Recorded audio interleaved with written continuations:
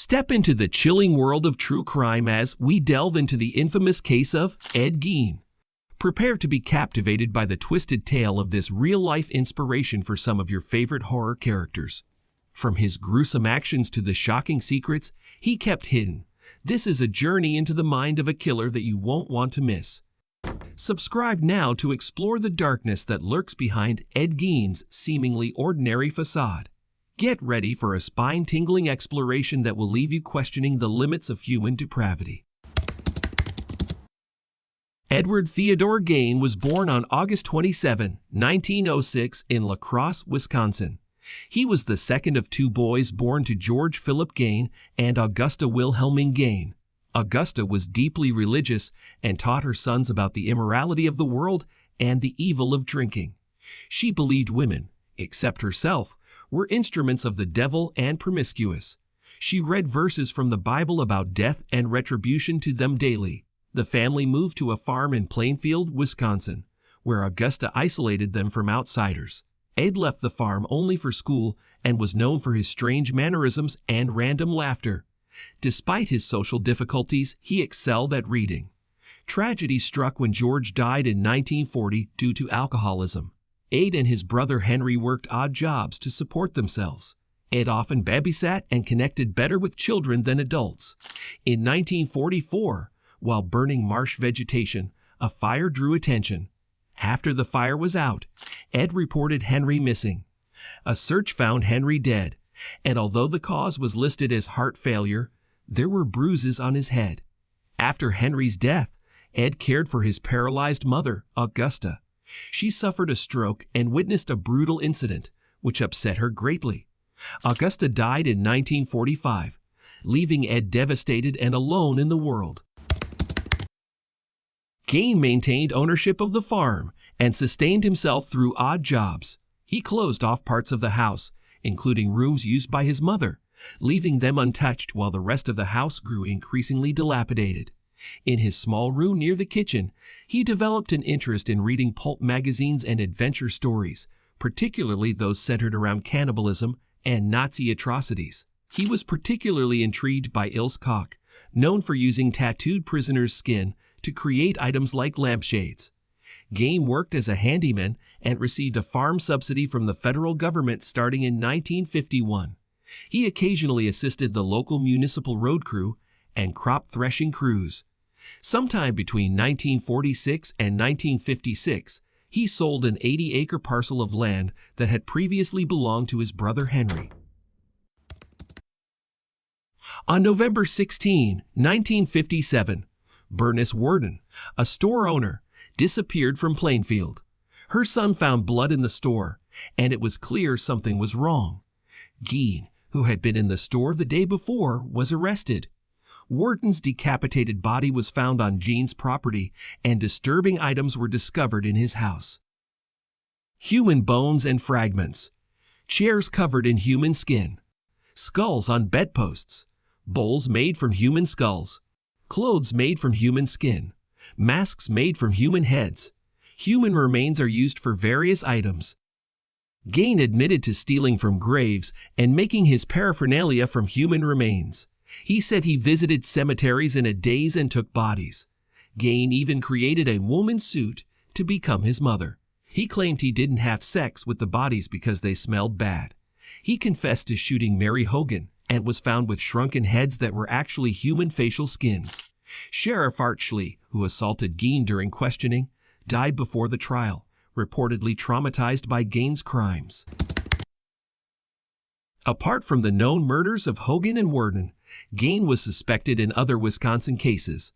In November 1957, authorities confronted Gein with a list of missing person cases that happened between his mother's death and Worden's disappearance.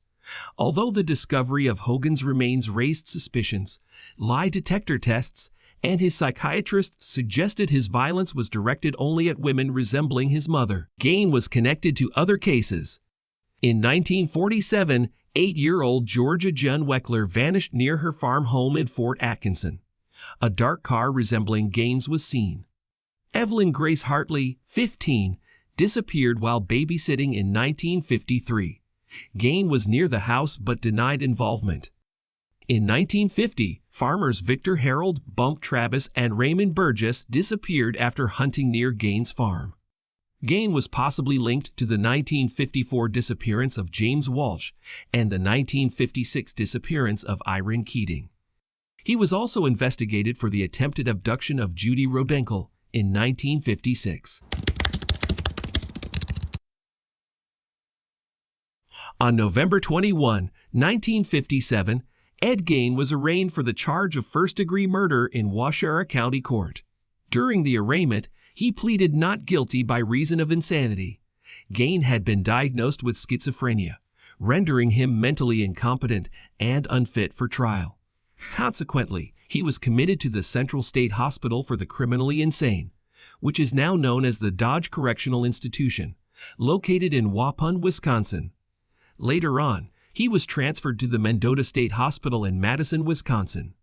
In 1968, medical professionals determined that Gein was mentally capable of consulting with his legal counsel and participating in his defense.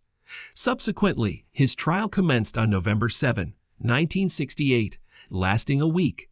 During the trial, a psychiatrist testified that Gein had told him he was uncertain whether the killing of Bernice Worden had been intentional or accidental. According to Gein, he had been examining a gun in Worden's store, and the gun had discharged, resulting in her death. Gein himself testified that the rifle had discharged accidentally while he was attempting to load a bullet, and he denied aiming the rifle at Worden. His memory of the events that morning was also incomplete. Upon the defense's request, Gein's trial proceeded without a jury, with Judge Robert Howard Galmar presiding. On November 14, Galmar found Gein guilty. A subsequent trial dealt with Gein's mental state. Following expert testimonies from both the prosecution and the defense, Judge Galmar concluded that Gein was not guilty by reason of insanity and ordered his commitment to the Central State Hospital for the Criminally Insane. As a result, Gein spent the remainder of his life in a mental hospital. Judge Galmar noted that due to financial constraints, Gein had been tried for only one murder, that of Mrs. Worden, despite his admission to killing Mary Hogan as well. The property comprising Gein's house and 195 acres was appraised at $4,700. Plans were made to auction off his possessions on March 30, 1958, amid speculation that the house and its land could become a macabre tourist attraction. However, on the morning of March 20, the house was engulfed in flames and destroyed.